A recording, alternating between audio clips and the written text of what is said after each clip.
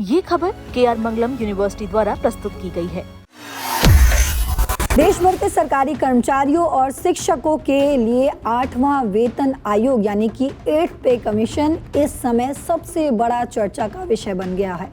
आयोग द्वारा विभिन्न मंत्रालयों, विभागों और कर्मचारी संगठनों से सुझाव और डेटा जुटाने की प्रक्रिया के बीच शिक्षक संगठनों ने वेतन संरचना में भारी बदलाव की मांग उठा दी है। इस समय सबसे ज्यादा सुर्खियां उस प्रस्ताव को मिल रही है जिसमें एंटी लेवल 6 शिक्षकों की शुरुआती बेसिक सैलरी को सीधे 1,34,500 करने की मांग की गई है। दरअसल 8वें वेतन आयोग के तहत फिटमेंट फैक्टर को बढ़ाने की मांग सबसे अहम है।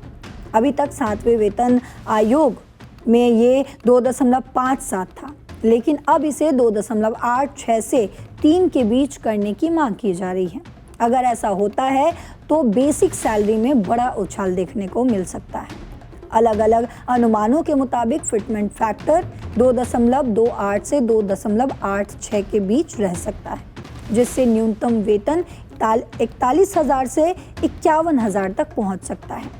शिक्षक संगठनों का कहना है कि महंगाई यानी कि इन्फ्लेशन और जीवन यापन की बढ़ती लागत को देखते हुए मौजूदा वेतन संरचना यानी कि सैलरी स्ट्रक्चर प्राप्त नहीं है।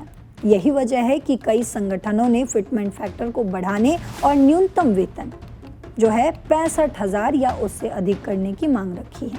सिर्फ सैलरी ही नहीं बल्कि हाउस रेंट अलाउंस यानी कि HRA और अन्य भत्तों को भी बढ़ाने की मांग की जा रही है। शिक्षकों का कहना है कि बड़े शहरों में रहने की लागत लगातार बढ़ रही है, ऐसे में HRA में बढ़ोतरी बेहद ही ज़रूरी है। इसके अलावा 10, 20, 30 करियर प्रोग्रेशन स्कीम लागू करने और सालाना इंक्रीमेंट 3% से बढ़ाकर 5% करने की मांग भी उठा रहे हैं।